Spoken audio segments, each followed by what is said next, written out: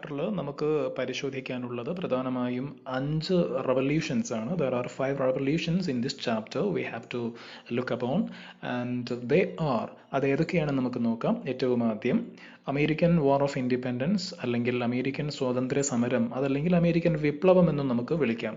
രണ്ടാമതായി നമുക്ക് പഠിക്കാനുള്ളത് ഫ്രഞ്ച് റവല്യൂഷൻ ആണ്, ഫ്രഞ്ച് വിപ്ലവം. മൂന്നാമതായി നമ്മൾ നോക്കുന്നത് Latin American revolution, Latin American വിപ്ലവം. നാലാമതായി റഷ്യൻ വിപ്ലവം.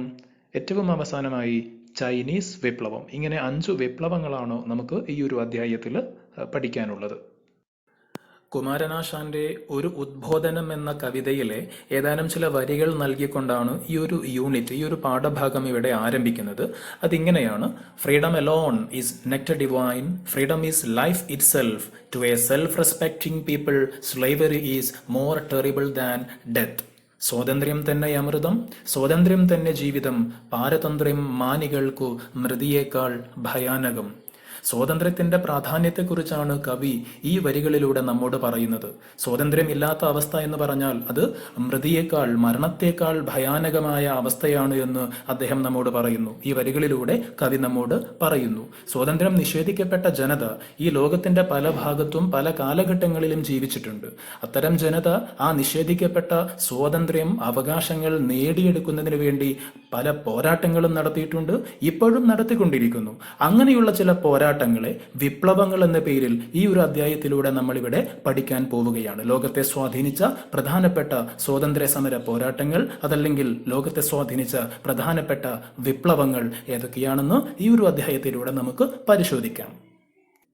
ഇവിടെ ഓരോ റവല്യൂഷനും പരിശോധിക്കുന്നതിന് മുന്നേ നമ്മൾ പ്രാധാന്യം കൊടുത്ത് ശ്രദ്ധിക്കേണ്ട ഒരു ചോദ്യമുണ്ട്. അതിങ്ങനെയാണ്: what was the major factor that stimulated earlier revolutions? ആദ്യകാല വിപ്ലവങ്ങൾക്ക് പ്രേരണയായ പ്രധാന ഘടകം എന്തായിരുന്നു? ഉത്തരം റിനൈസൻസ് അഥവാ നവോത്ഥാനം എന്നതാണ്. ചെറിയ ക്ലാസ്സുകളിൽ നിങ്ങൾ പഠിച്ചിട്ടുണ്ടാവും എന്താണ് നവോത്ഥാനം എന്നുള്ളത്.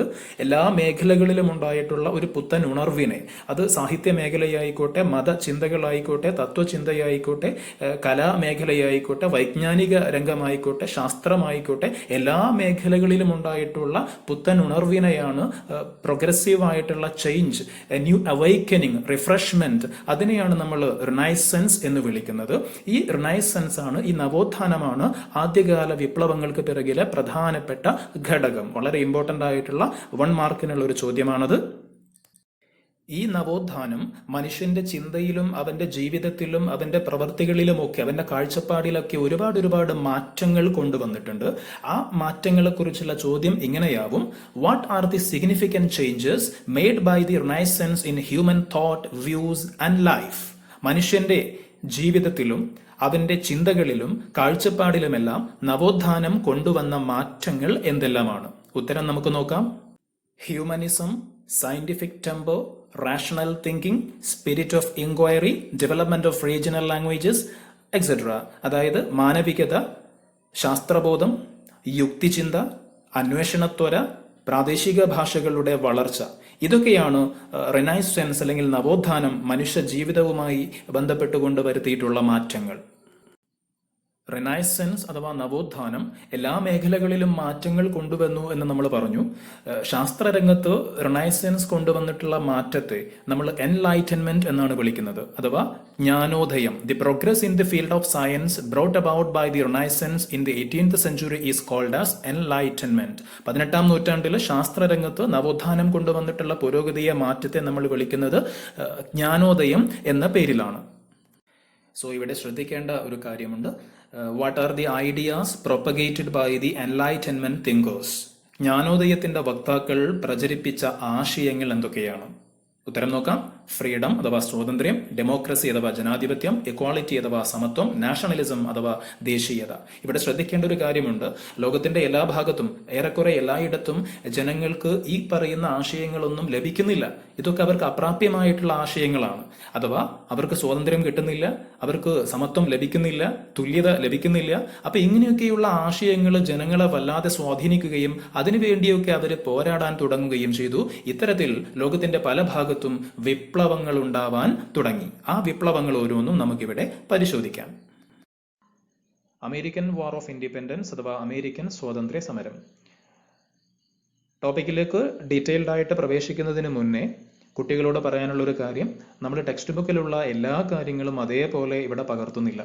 ഒരു പോയിന്റ്സും വിടാതെ എല്ലാം പരാമർശിച്ച് പോകുമ്പോൾ നമുക്ക് ഒരുപാട് സമയം ആവശ്യമായിട്ട് വരും. അപ്പോൾ ഇവിടെ ഈ ഒരു വീഡിയോയിലൂടെ ഞാൻ ഉദ്ദേശിക്കുന്നത് എക്സാമിന് നിർബന്ധമായിട്ടും പഠിച്ചിരിക്കേണ്ട ഏറ്റവും പ്രധാനപ്പെട്ട പോയിന്റ്സ് മാത്രമാണ്. ഈ പോയിന്റ്സ് മാത്രം പഠിച്ചാൽ മതി, നിങ്ങൾക്ക് 100% മാർക്ക്, ഒരു മാർക്ക് പോലും നഷ്ടമാവാതെ ഈ ഒരു യൂണിറ്റിൽ നിന്ന്, ഈ ഒരു ചാപ്റ്ററിൽ നിന്ന് നിങ്ങൾക്ക് കരസ്ഥമാക്കാൻ ഈ പറയുന്ന കാര്യങ്ങൾ മാത്രം നിങ്ങൾ കൃത്യമായിട്ട് പഠിച്ചാൽ മതി. അപ്പോൾ ഒന്നാമത്തെ വിപ്ലവത്തിലേക്ക് നമുക്ക് പ്രവേശിക്കാം. അമേരിക്കൻ സ്വാതന്ത്ര്യ സമരം, അമേരിക്കൻ വാർ ഓഫ് ഇൻഡിപെൻഡൻസ്.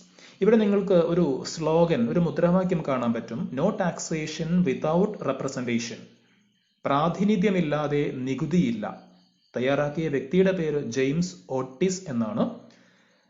18-ാം നൂറ്റാണ്ടിന്റെ 2ാം പകുതിയിൽ വടക്കേ അമേരിക്കയിൽ മുഴങ്ങിക്കേട്ട ഒരു മുദ്രാവാക്യമാണ് നമ്മളിപ്പോൾ പറഞ്ഞത്. അപ്പോൾ വടക്കേ അമേരിക്കയിൽ ഇങ്ങനെ ഒരു മുദ്രാവാക്യം മുഴങ്ങി കേൾക്കണമെങ്കിൽ എന്തായിരുന്നു അവിടുത്തെ പ്രശ്നമെന്ന് നമ്മൾ പെട്ടെന്നൊന്ന് അറിഞ്ഞിരിക്കേണ്ടതുണ്ട്. വടക്കേ അമേരിക്കയിൽ ബ്രിട്ടീഷുകാർ വടക്കേ അമേരിക്കയുടെ കിഴക്കൻ തീരങ്ങളിൽ 13 കോളനികൾ സ്ഥാപിക്കുകയുണ്ടായി. നമ്മുടെ രാജ്യത്തൊക്കെ വന്നതുപോലെ തന്നെ ലോകത്തിന്റെ പല ഭാഗത്തേക്കും പോയതുപോലെ വടക്കേ അമേരിക്കയിലേക്കും ബ്രിട്ടനിൽ നിന്നുള്ള കുടിയേറ്റം ഉണ്ടായിട്ടുണ്ട്. 16-ാം നൂറ്റാണ്ട് മുതൽ തന്നെ അത്തരം കുടിയേറ്റങ്ങൾ ഉണ്ടായിട്ടുണ്ട്. അതിന്റെ ഭാഗമായിട്ട് 13 ബ്രിട്ടീഷ് കോളനികൾ വടക്കേ അമേരിക്കയുടെ കിഴക്കൻ തീരങ്ങളിൽ സ്ഥാപിക്കുകയുണ്ടായി. ഈ കോളനികളിൽ നടന്നിട്ടുള്ള സ്വാതന്ത്ര്യ സമരമാണ് പ്രധാനമായും നമ്മൾ അമേരിക്കൻ വാർ ഓഫ് ഇൻഡിപെൻഡൻസ് എന്ന് വിശേഷിപ്പിക്കുന്നത്. ഈ കോളനികൾ അവരുടെ മദർലാൻഡ് ആയിട്ടുള്ള, അവരുടെ മദർ കൺട്രി ആയിട്ടുള്ള, മാതൃരാജ്യമായിട്ടുള്ള ഇംഗ്ലണ്ടിനെതിരെ തന്നെ നടത്തിയിട്ടുള്ള സമരങ്ങളാണ് അമേരിക്കൻ വാർ ഓഫ് ഇൻഡിപെൻഡൻസിൽ നമ്മളിവിടെ പഠിക്കാൻ വേണ്ടി പോകുന്നത്. ഈ 13 കോളനികളിലും ബ്രിട്ടൻ പലതരത്തിലുള്ള നിയമങ്ങളും പോളിസികളും ഒക്കെ നടപ്പിലാക്കിയിട്ടുണ്ട്, കൊണ്ടുവന്നിട്ടുണ്ട്. അപ്പോൾ ഇത്തരത്തിൽ ബ്രിട്ടൻ അമേരിക്കയിലുള്ള ഈ 13 കോളനികളിൽ നടപ്പിലാക്കിയിട്ടുള്ള ഒരു പ്രധാനപ്പെട്ട പോളിസിയായിരുന്നു മെർക്കന്റലിസം. അപ്പോൾ എന്താണ് മെർക്കന്റലിസം എന്നുള്ളത് നമുക്കൊന്ന് പരിശോധിക്കാം. The British treated American colonies as centres for collecting raw materials for their industry and as market for selling their products. അതായത് ബ്രിട്ടീഷുകാർക്ക് ആവശ്യമായിട്ടുള്ള അവരുടെ വ്യവസായങ്ങൾക്ക് വേണ്ട അസംസ്കൃത വസ്തുക്കൾ ശേഖരിക്കാനുള്ള കേന്ദ്രമായും അവരുടെ ഉൽപ്പന്നങ്ങൾ വിറ്റഴിക്കാനുള്ള കമ്പോളമായും ബ്രിട്ടീഷുകാർ അമേരിക്കൻ കോളനികളെ കണക്കാക്കി. This policy implemented by the British merchants with the help of their motherland in American colonies is known as mercantilism. അതായത് അമേരിക്കൻ കോളനികളിൽ മാതൃരാജ്യമായിട്ടുള്ള ബ്രിട്ടന്റെ സഹായത്തോടെ ബ്രിട്ടീഷ് കച്ചവടക്കാർ നടപ്പിലാക്കിയിട്ടുള്ള ഈ ഒരു നയമാണ് മെർക്കന്റലിസം എന്ന് അറിയപ്പെടുന്നത്. കുട്ടികൾ നിർബന്ധമായും പഠിച്ചിരിക്കേണ്ട ഒരു കാര്യമാണ് മെർക്കന്റലിസ്റ്റ് ലോസ്, മെർക്കന്റലിസ്റ്റ് നിയമങ്ങൾ ഏതൊക്കെ എന്നത്. 5 നിയമങ്ങളാണ് പാഠപുസ്തകത്തിൽ കൊടുത്തിട്ടുള്ളത്. ആ 5 നിയമങ്ങളും വളരെ പെട്ടെന്ന് നമുക്കൊന്ന് നോക്കാം. Mercantilist laws are: The goods to and from the colonies must be carried only in British ships or ships built in the British colonies. അതായത് ഈ കോളനികളിലേക്കോ കോളനികളിൽ നിന്ന് പുറത്തേക്കോ എന്ത് സാധനം കൊണ്ടുപോവുകയാണെങ്കിലും അത് ബ്രിട്ടീഷുകാരുടെ കപ്പലിലോ കോളനികളിൽ തന്നെ നിർമ്മിച്ച കപ്പലിലോ മാത്രമേ പാടുള്ളൂ. രണ്ടാമത്തേത്, products of the colonies like sugar, wool, cotton, tobacco etcetera would only be exported to England. അതായത് കോളനികളിലെ ഉൽപ്പന്നങ്ങളായിട്ടുള്ള പുകയില, പരുത്തി, കമ്പിളി, പഞ്ചസാര ഇതെല്ലാം ഇംഗ്ലണ്ടിലേക്ക് മാത്രമേ കയറ്റുമതി ചെയ്യാവൂ. മൂന്നാമത്തേത്, British stamp must be affixed on all the legal documents, newspapers, pamphlets, licence etcetera. British മുദ്ര, ബ്രിട്ടീഷ് സ്റ്റാമ്പ് പതിപ്പിച്ചിരിക്കണം. എവിടെയൊക്കെ? എല്ലാ ഔദ്യോഗിക രേഖകളിലും, പത്രങ്ങളിലും, ലഘുലേഖകളിലും, ലൈസൻസുകളിലും എല്ലാത്തിലും നിർബന്ധമായും ബ്രിട്ടീഷ് മുദ്ര, ബ്രിട്ടീഷ് സ്റ്റാമ്പ് പതിപ്പിച്ചിരിക്കണം. നാലാമത്തേത്, colonies must provide food and quarters for the British troops which were maintained in the colonies. അതായത് ഈ 13 കോളനികളിലും ബ്രിട്ടീഷുകാരുടെ സൈന്യത്തെ അവർ വിന്യസിച്ചിട്ടുണ്ട്. ആ സൈന്യത്തിന്റെ ഭക്ഷണവും താമസവും മറ്റ് ചെലവുകളുമെല്ലാം ഈ കോളനികൾ തന്നെ വഹിക്കണം. അഞ്ചാമത്തേത്, import tax must be paid for the import of tea, glass, paper etcetera.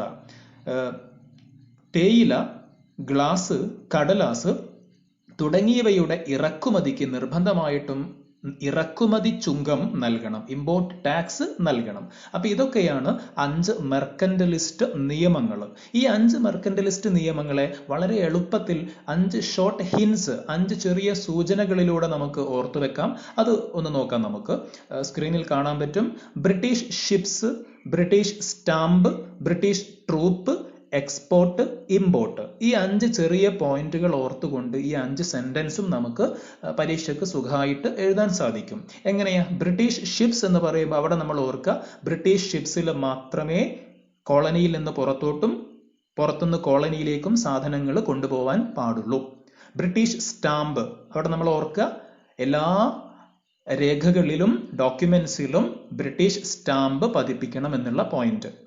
മൂന്നാമതായിട്ട് ബ്രിട്ടീഷ് ട്രൂപ്സ് എന്നത് നമുക്ക് ഓർക്കാം. അതായത് എല്ലാ കോളനികളിലുമുള്ള ബ്രിട്ടീഷ് സൈന്യത്തിന് അവരുടെ എല്ലാ ചെലവുകളും ഈ കോളനികൾ തന്നെ വഹിക്കണം എന്നുള്ള പോയിന്റ്.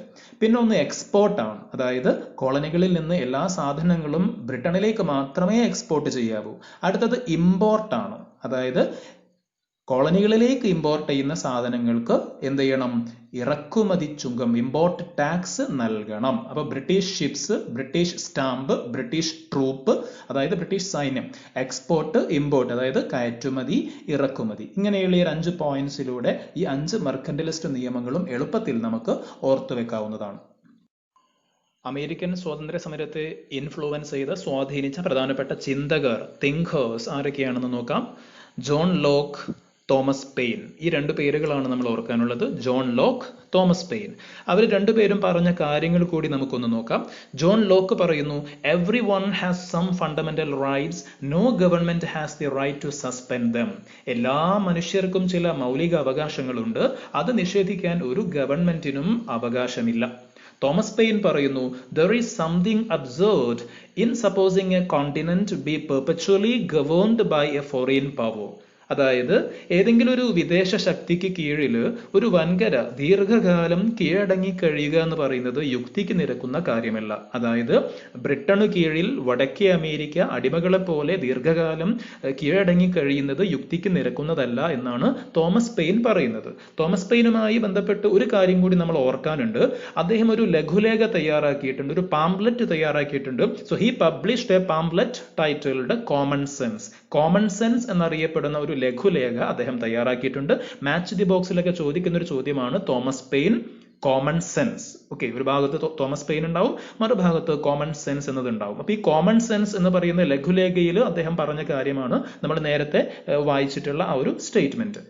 13 ബ്രിട്ടീഷ് കോളനികളുടെയും സ്വാതന്ത്ര്യത്തിലേക്കുള്ള ആദ്യത്തെ ചുവടുവെപ്പുകളായിരുന്നു കോണ്ടിനെന്റൽ കോൺഗ്രസുകൾ, വൻകര സമ്മേളനങ്ങൾ.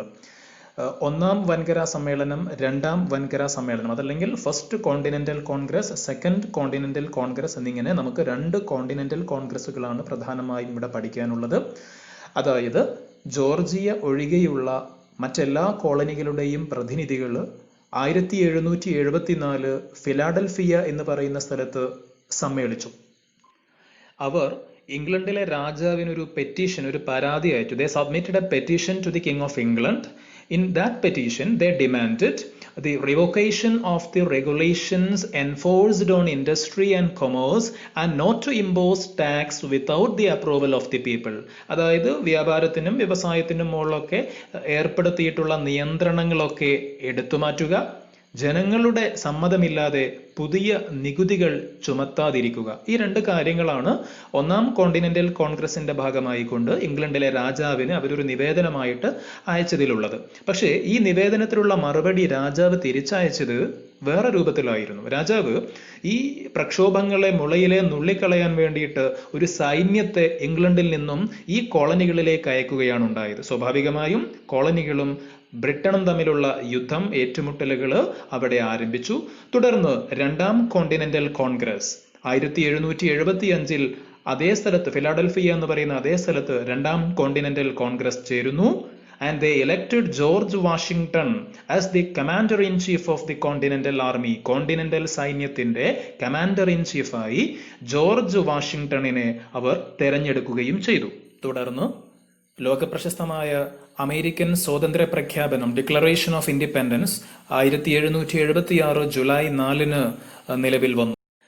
ബെഞ്ചമിൻ ഫ്രാങ്ക്ലിൻ, തോമസ് ജെഫേഴ്സൺ തുടങ്ങിയവരുടെ നേതൃത്വത്തിലാണ് ഈ ഒരു സ്വാതന്ത്ര്യ പ്രഖ്യാപനം അല്ലെങ്കിൽ ഡിക്ലറേഷൻ ഓഫ് ഇൻഡിപെൻഡൻസ് നിലവിൽ വന്നത്. അമേരിക്കൻ സ്വാതന്ത്ര്യ പ്രഖ്യാപനത്തോടുകൂടി ബ്രിട്ടനും അമേരിക്കൻ കോളനികളും തമ്മിൽ യുദ്ധം ആരംഭിക്കുകയും 1781 ആ യുദ്ധം അവസാനിക്കുകയും ചെയ്തു.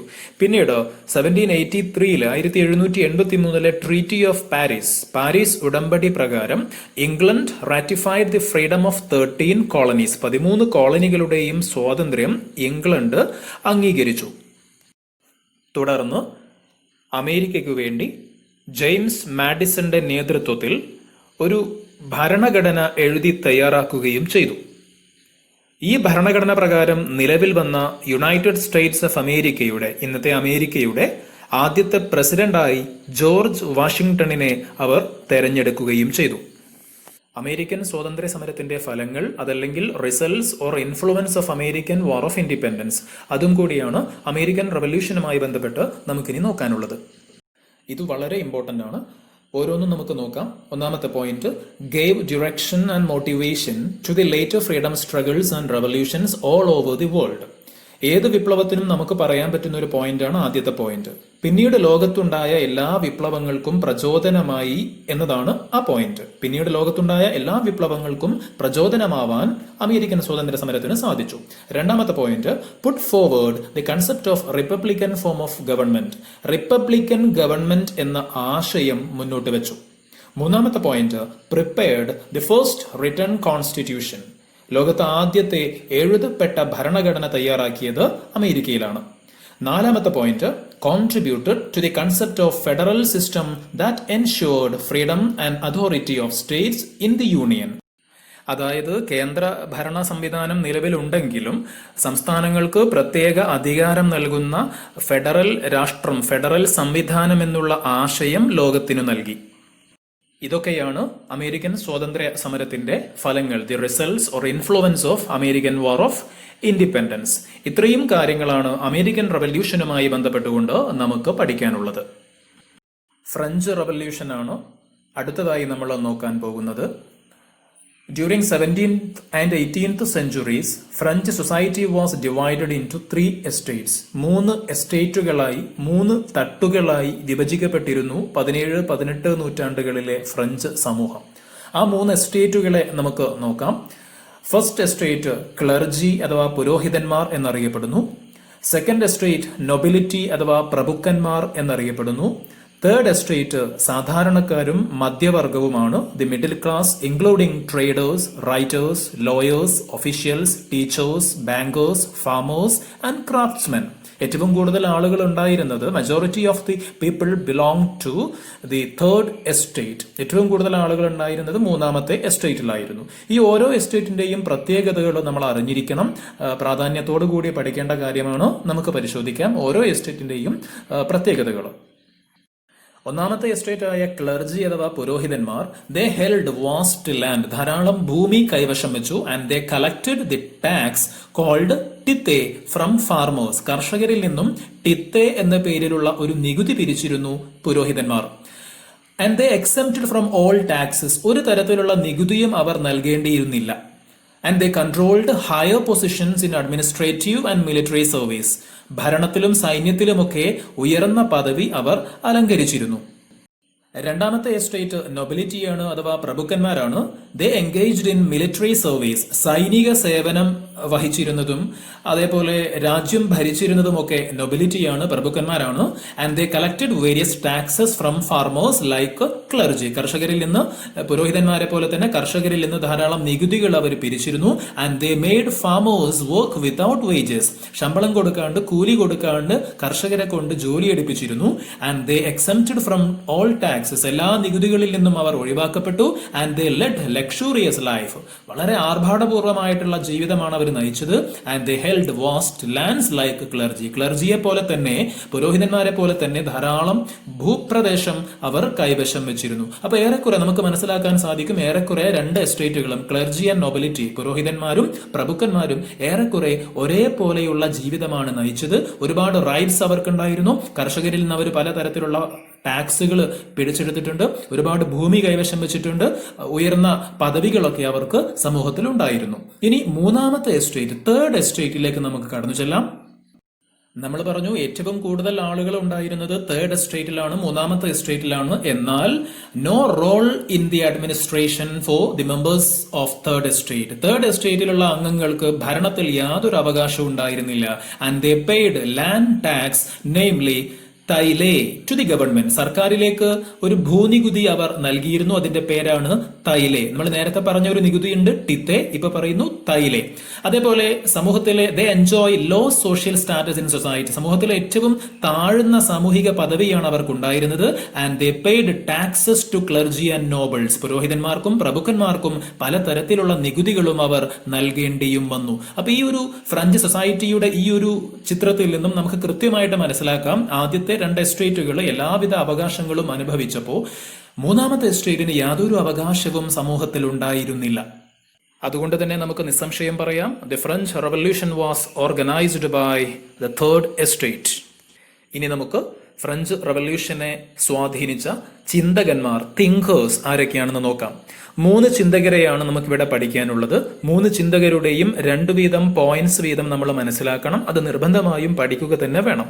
ഏറ്റവും ആദ്യമായിട്ട് ഇവിടെ പറയുന്നു Voltaire, then Rousseau, then Montesquieu. ഈ 3 പേരാണ് ഫ്രഞ്ച് വിപ്ലവത്തെ സ്വാധീനിച്ച പ്രധാനപ്പെട്ട ചിന്തകർ. Voltaire, Rousseau, Montesquieu. Voltaire, he ridiculed the exploitation of clergy. പുരോഹിതന്മാരുടെ ചൂഷണങ്ങളെ അദ്ദേഹം പരിഹസിച്ചു, കളിയാക്കി. And he promoted rational thinking, ideals of equality and humanism. യുക്തിചിന്ത, അതേപോലെ സമത്വം, മാനവികത എന്നീ ആശയങ്ങളെ അദ്ദേഹം പ്രോത്സാഹിപ്പിച്ചു. റൂസോ, ലോകത്തെ ഏറ്റവും പ്രശസ്തനായിട്ടുള്ള ഒരു ചിന്തകന്മാരിൽ ഒരാളാണ് Rousseau.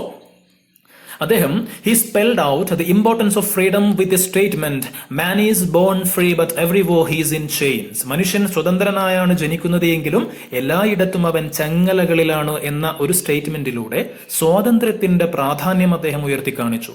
And he declared that the people are the sovereign. ജനങ്ങളാണ് പരമാധികാരികൾ എന്ന് അദ്ദേഹം പ്രഖ്യാപിച്ചു. Then Montesquieu, he encouraged democracy and the republic. ജനാധിപത്യത്തെയും റിപ്പബ്ലിക്കിനെയും അദ്ദേഹം പ്രോത്സാഹിപ്പിച്ചു. And he suggested division of powers of government into legislature, executive and judiciary. ഗവൺമെന്റിനെ legislature, നിയമനിർമ്മാണ സഭ, executive, കാര്യനിർവഹണ വിഭാഗം, ജുഡീഷ്യറി, നീതിന്യായ വിഭാഗം എന്നിങ്ങനെ 3 തിരിക്കണമെന്ന് അദ്ദേഹം അഭിപ്രായപ്പെട്ടു. ഈ ചിന്തകന്മാരുടെ സ്വാധീനം ഫ്രഞ്ച് വിപ്ലവത്തെ സംബന്ധിച്ച് വളരെ പ്രധാനപ്പെട്ട ഒരു ഘടകമാണ്. ഫ്രഞ്ച് വിപ്ലവത്തെ നമ്മൾ പരിശോധിക്കുമ്പോൾ അതിൽ ഏറ്റവും പ്രധാനപ്പെട്ട ഒരു പോയിന്റാണ് ടെന്നീസ് കോർട്ട് ഓത്ത് അഥവാ ടെന്നീസ് കോർട്ട് പ്രതിജ്ഞ. അപ്പോൾ എന്താണ് ഈ ടെന്നീസ് കോർട്ട് പ്രതിജ്ഞ? എന്തൊക്കെയാണ് ഈ ഒരു പ്രതിജ്ഞയിലേക്ക് നയിച്ചിട്ടുള്ള സംഭവ വികാസങ്ങൾ? നമുക്ക് ഓരോന്നും പരിശോധിക്കാം.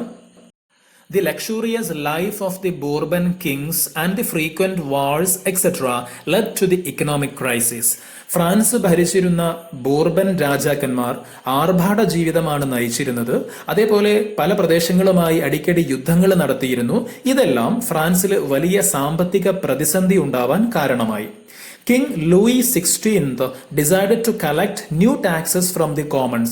ഈ സാമ്പത്തിക പ്രതിസന്ധി മറികടക്കാൻ വേണ്ടിയിട്ട് ലൂയി 16 ഭരണാധികാരിയായ ലൂയി 16 ജനങ്ങളെ മേൽ പുതിയ നികുതി ചുമത്താൻ തീരുമാനിച്ചു. And Louis XVI summoned the States General in 1789. അതിനു വേണ്ടിയിട്ട് 1789 സ്റ്റേറ്റ്സ് ജനറൽ എന്ന പേരുള്ള ജനപ്രതിനിധി സഭ വിളിച്ചു ചേർത്തു രാജാവ്. The first 2 estates argued for a state-wise single voting system, while the third estate, that is the commons, demanded individual vote for each member of all the 3 estates. അതായത് ആദ്യത്തെ 1-2 എസ്റ്റേറ്റുകൾ ഒരു എസ്റ്റേറ്റിന് ഒരു വോട്ട് മതി എന്ന് ആവശ്യപ്പെടുകയും എന്നാൽ കോമൺസ് എന്നറിയപ്പെട്ട മൂന്നാമത്തെ എസ്റ്റേറ്റ് ഒരു എസ്റ്റേറ്റിന് ഒരു വോട്ടല്ല, ഓരോ എസ്റ്റേറ്റിലുമുള്ള ഓരോ അംഗത്തിനും വോട്ട് വേണമെന്ന് ആവശ്യപ്പെടുകയും ചെയ്തു. അതിന് പിന്നിലുള്ള കാര്യം എന്താണെന്ന് വെച്ചാൽ ഫ്രഞ്ച് സമൂഹത്തെ പോലെ തന്നെ ഈ സ്റ്റേറ്റ്സ് ജനറൽ എന്ന ജനപ്രതിനിധി സഭയ്ക്കും 3 തട്ടുകളാണ്, 3 എസ്റ്റേറ്റുകളാണ് ഉണ്ടായിരുന്നത്. അതിൽ ആദ്യത്തെ 1-2 എസ്റ്റേറ്റുകൾ രാജാവിനെ പിന്തുണയ്ക്കുന്ന എസ്റ്റേറ്റുകളായിരുന്നു. മൂന്നാമത്തെ എസ്റ്റേറ്റ് കോമൺസ് എന്നറിയപ്പെടുന്ന സാധാരണക്കാരായിരുന്നു.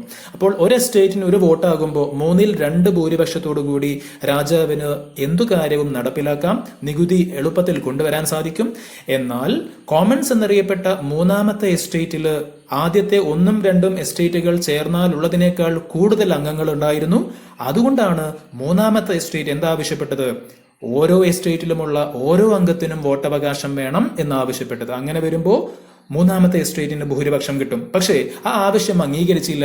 ഈ തർക്കം തുടർന്ന വേളയിൽ the third estate declared themselves as the national assembly of France. ഫ്രാൻസിന്റെ ദേശീയ അസംബ്ലി, ഫ്രാൻസിലെ ജനങ്ങളുടെ യഥാർത്ഥ പ്രതിനിധികൾ തങ്ങളാണ് എന്ന് മൂന്നാമത്തെ എസ്റ്റേറ്റ് പ്രഖ്യാപിച്ചു. And they assembled in the tennis court nearby. തൊട്ടടുത്തുള്ള ടെന്നീസ് കോർട്ടിൽ അവർ സമ്മേളിച്ചു. And swore not to leave until they had framed a constitution for France. ഫ്രാൻസിന് വേണ്ടി ഒരു ഭരണഘടന എഴുതി തയ്യാറാക്കിയിട്ടല്ലാണ്ട് ഞങ്ങൾ ഇവിടെ നിന്ന് പിരിയുകയില്ല എന്ന് അവർ അവിടെ വെച്ച് ടെന്നീസ് കോർട്ടിൽ വെച്ച് പ്രതിജ്ഞ ചെയ്തു. This event is known as tennis court oath. ഈ ഒരു സംഭവമാണ് ടെന്നീസ് കോർട്ട് പ്രതിജ്ഞ എന്ന പേരിൽ അറിയപ്പെടുന്നത്. Which event is considered as the commencement of French Revolution? French വിപ്ലവത്തിന്റെ ആരംഭമായി കണക്കാക്കുന്നത് എന്തിനെയാണ്? അതല്ലെങ്കിൽ importance of 14th July 1789 1789 July 14 പ്രത്യേകത, പ്രാധാന്യം എന്ത്? ഉത്തരം നമുക്ക് പരിശോധിക്കാം. On 14th July 1789, revolutionaries stormed with the slogan Liberty, Equality and Fraternity, demolished the Bastille prison, the symbol of Bourbon monarchy. This event is considered as the commencement of French Revolution. 1789 July 14 വിപ്ലവകാരികൾ സ്വാതന്ത്ര്യം, സമത്വം, സാഹോദര്യം എന്ന മുദ്രാവാക്യം ഉയർത്തിക്കൊണ്ട് ബാസ്റ്റിൽ കോട്ട, ബോർബൻ രാജവാഴ്ചയുടെ അടയാളമായിരുന്ന കേന്ദ്രമായിരുന്ന ബാസ്റ്റിൽ jail തകർത്തു. ഈ സംഭവമാണ് ഫ്രഞ്ച് വിപ്ലവത്തിന്റെ ആരംഭമായി കണക്കാക്കപ്പെടുന്നത്. So the demolition of Bastille prison is considered as the commencement of French Revolution. The influence of French revolution, French വിപ്ലവത്തിന്റെ സ്വാധീന ഫലങ്ങൾ എന്തെല്ലാം നമുക്ക് പരിശോധിക്കാം. ഒന്നാമത്തേത്, stimulated all the later revolutions in the world. നേരത്തെ അമേരിക്കൻ സ്വാതന്ത്ര്യ സമരത്തിന്റെ ഒരു ഫലം, റിസൾട്ട് നമ്മൾ പറഞ്ഞിട്ടുണ്ടായിരുന്നു. സെയിം റിസൾട്ട് തന്നെയാണ് ഇവിടെയും പറഞ്ഞത്. Stimulated all the later revolutions in the world. ലോകത്ത് പിന്നീടുണ്ടായിട്ടുള്ള എല്ലാ വിപ്ലവങ്ങൾക്കും പ്രചോദനമായി. Entered the feudal system in the Europe and threatened autocratic rulers. അതായത് യൂറോപ്പിൽ ഫ്യൂഡലിസത്തിന്റെ അന്ത്യത്തിന് വഴിവെച്ചു. അതേപോലെ ഏകാധിപതികളായിട്ടുള്ള ഭരണാധികാരികൾക്കൊക്കെ ഭീഷണിയായി. അടുത്ത point, proclaimed that nation is not merely a region but the people. രാജ്യമെന്നാൽ പ്രദേശമല്ല, അവിടുത്തെ ജനങ്ങളാണ് എന്ന് പ്രഖ്യാപിച്ചു. Contributed the concept of people sovereignty. ജനകീയ പരമാധികാരം എന്ന ആശയം മുന്നോട്ട് വെച്ചു. Led to the emergence of nationalism. ദേശീയതയുടെ ആവിർഭാവത്തിന് കാരണമായി. Helped the growth of middle class. മധ്യവർഗത്തിന്റെ ഉയർച്ചയെ, വളർച്ചയെ സഹായിച്ചു. Spread the ideas of equality, liberty and fraternity. സ്വാതന്ത്ര്യം, സമത്വം, സാഹോദര്യം എന്നീ ആശയങ്ങൾക്ക് കൂടുതൽ പ്രചാരം ലഭിച്ചു. ഫ്രഞ്ച് വിപ്ലവത്തിന്റെ തന്നെ ഏറ്റവും മഹത്തരമായിട്ടുള്ള സ്ലോഗനായിരുന്നു, ആശയമായിരുന്നു ലിബർട്ടി, ഇക്വാലിറ്റി ആൻഡ് ഫ്രാറ്റേണിറ്റി, അഥവാ സ്വാതന്ത്ര്യം, സമത്വം, സാഹോദര്യം എന്നുള്ളത്. മഹത്തരമായ ലക്ഷ്യങ്ങൾക്ക് വേണ്ടിയിട്ടാണ് ഫ്രഞ്ച് റവല്യൂഷൻ നടന്നത് എങ്കിലും വിപ്ലവാനന്തരം ഫ്രാൻസിൽ ഒരു ഏകാധിപതിയാണ് അധികാരത്തിലെത്തിയത്. അദ്ദേഹത്തിന്റെ പേര് നെപ്പോളിയൻ ബോണപ്പാർട്ട് എന്നാണ്. പക്ഷെ ഒരു ഏകാധിപതിയാണെങ്കിലും, though an autocrat, he implemented several reforms in France. French വിപ്ലവം വിഭാവനം ചെയ്തതുപോലെയുള്ള നല്ല നല്ല പരിഷ്കാരങ്ങൾ അദ്ദേഹം ഫ്രാൻസിൽ നടപ്പിലാക്കിയിട്ടുണ്ട്. പരീക്ഷയ്ക്ക് വേണ്ടി നമ്മൾ പ്രാധാന്യത്തോടു കൂടി തന്നെ പഠിക്കേണ്ട ഒരു കാര്യമാണ് റിഫോംസ് ഓഫ് നെപ്പോളിയൻ. എന്തൊക്കെ പരിഷ്കാരങ്ങളാണ് നെപ്പോളിയൻ ഫ്രാൻസിൽ കൊണ്ടുവന്നത്? ആ പരിഷ്കാരങ്ങൾ ഓരോന്നും നമുക്ക് പരിശോധിക്കാം. ഏറ്റവും ആദ്യമായി, farmers were made the owners of land. കർഷകരെ കൃഷിഭൂമിയുടെ ഉടമകളാക്കി. Exercised state's control over the clergy. പുരോഹിതന്മാർക്കുമേൽ രാജ്യത്തിന്റെ നിയന്ത്രണം കൊണ്ടുവന്നു. Formed sinking fund with the aim to avoid public debt. പൊതുകടം ഇല്ലാതാക്കാൻ വേണ്ടിയിട്ട് സിങ്കിങ് ഫണ്ട് രൂപീകരിച്ചു. Established bank of France to centralised finance. സാമ്പത്തിക കാര്യങ്ങൾ ഏകോപിപ്പിക്കാൻ വേണ്ടിയിട്ട് ബാങ്ക് ഓഫ് ഫ്രാൻസ് സ്ഥാപിച്ചു. Constructed several roads for transportation. ഗതാഗത സൗകര്യങ്ങൾക്ക് വേണ്ടി ധാരാളം റോഡുകൾ നിർമ്മിച്ചു. Prepared a new code of law by codifying the existing laws. നിലവിലുള്ള നിയമങ്ങളെല്ലാം ക്രോഡീകരിച്ചുകൊണ്ട് ഫ്രാൻസിനായി ഒരു നിയമസംഹിത അദ്ദേഹം തയ്യാറാക്കി. നെപ്പോളിയന്റെ ഭരണം അതല്ലെങ്കിൽ നെപ്പോളിയന്റെ ഭരണ പരിഷ്കാരം മറ്റ് യൂറോപ്യൻ രാജ്യങ്ങളിലേക്കും കടന്നു വരുമോ എന്ന് അവർ ഭയപ്പെടുകയും ഇംഗ്ലണ്ടിന്റെ നേതൃത്വത്തിൽ യൂറോപ്യൻ രാജ്യങ്ങളെല്ലാം സംഘടിച്ച് നെപ്പോളിയനെതിരെ യുദ്ധം നടത്തുകയും ചെയ്തു.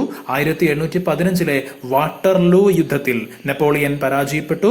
അദ്ദേഹത്തിന് അധികാരം നഷ്ടമായി. Napoleon was defeated in the battle of Waterloo and lost his power in 1815. ഇത്രയും കാര്യങ്ങളാണ് ഫ്രഞ്ച് റവല്യൂഷനുമായി ബന്ധപ്പെട്ട് നമുക്ക് നോക്കാനുള്ളത്. അടുത്തത് ലാറ്റിൻ അമേരിക്കൻ വിപ്ലവമാണ്. 2 ചോദ്യങ്ങൾക്കുള്ള ഉത്തരങ്ങൾ മാത്രമാണ് ഈ ഒരു വിപ്ലവവുമായി ബന്ധപ്പെട്ട് നമുക്ക് പഠിക്കാനുള്ളത്. വടക്കേ അമേരിക്കയിലേക്ക് ബ്രിട്ടൻ പോയതുപോലെ നമ്മുടെ രാജ്യത്തേക്ക് ബ്രിട്ടനും ഫ്രാൻസും പോർച്ചുഗലും എല്ലാം വന്നതുപോലെ the Spanish and the Portuguese colonised the Latin America to exploit their economic richness. Latin അമേരിക്കയിലെ കോളനികൾ ഉണ്ടാക്കിയിട്ടുള്ള യൂറോപ്യൻ രാജ്യങ്ങളാണ് സ്പെയിനും പോർച്ചുഗലും ഒക്കെ. അവിടുത്തെ വിഭവങ്ങൾ ചൂഷണം ചെയ്യുക എന്നതായിരുന്നു ലക്ഷ്യം. അപ്പോൾ അതുമായി ബന്ധപ്പെട്ട ചോദ്യം ഇതാണ്: how the colonial rule affected the life of natives of Latin America. Latin അമേരിക്കയിലെ തദ്ദേശവാസികളെ കൊളോണിയൽ ഭരണം എപ്രകാരമാണ് ബാധിച്ചത്? ഉത്തരം നമുക്ക് പരിശോധിക്കാം. The Spanish and Portuguese propagated their language, religions and customs. സ്പെയിൻകാരും പോർച്ചുഗീസുകാരും അവരുടെ ഭാഷ, അവരുടെ മതം, അവരുടെ ആചാരങ്ങളെല്ലാം ലാറ്റിൻ അമേരിക്കയിൽ പ്രചരിപ്പിച്ചു. They built houses and churches in Spanish style. Spanish രീതിയിലുള്ള പള്ളികളും വീടുകളുമാണ് അവർ നിർമ്മിച്ചത്. Several schools were established for imparting Spanish system of education. Spanish രീതിയിലുള്ള വിദ്യാഭ്യാസം നൽകാൻ വേണ്ടി ഒരുപാട് സ്കൂളുകൾ അവർ സ്ഥാപിച്ചു. The Spanish farming methods and crops were introduced. സ്പെയിനിലുള്ളതുപോലെയുള്ള കൃഷിരീതികളും അവിടുത്തെ വിളകളുമാണ് ലാറ്റിൻ അമേരിക്കയിലും കൊണ്ടുവന്നത്. New diseases spread from Europeans to the Latin Americans. യൂറോപ്യന്മാരിൽ നിന്നും പുതിയ അസുഖങ്ങളും ലാറ്റിൻ അമേരിക്കയിലെ ജനങ്ങളിലേക്ക് എത്തി. And racial discrimination was enforced towards the natives in all walks of life. ജീവിതത്തിന്റെ എല്ലാ മേഖലകളിലും വംശീയ വിവേചനം വെച്ച് പുലർത്തുന്ന നടപടികളാണ് സ്പെയിൻകാരും പോർച്ചുഗീസുകാരും ലാറ്റിൻ അമേരിക്കയിലെ തദ്ദേശവാസികളോട് കാണിച്ചത്. ചോദ്യവും ഉത്തരവും വ്യക്തമാണ്. ഇനി അവശേഷിക്കുന്ന ഒരേയൊരു ചോദ്യത്തിലേക്ക് നമുക്ക് കടക്കാം. Who were the leaders of Latin American Revolution? Latin American വിപ്ലവത്തിന് നേതൃത്വം നൽകിയ സമര നായകർ ആരൊക്കെ? ഉത്തരം: Jose de San Martin, Simon Bolivar, Francisco Miranda. Jose de San Martin, Simon Bolivar, Francisco Miranda. ഈ ചാപ്റ്ററിലെ ബാക്കിയുള്ള റഷ്യൻ റവല്യൂഷൻ, ചൈനീസ് റവല്യൂഷൻ എന്നിവ അടുത്ത വീഡിയോയിൽ ചെയ്യുന്നതായിരിക്കും. നിങ്ങൾക്ക് ഈ വീഡിയോ ഇഷ്ടമായെങ്കിൽ ലൈക്ക് ചെയ്യാം, കമന്റ് ചെയ്യാം, ഷെയർ ചെയ്യാം.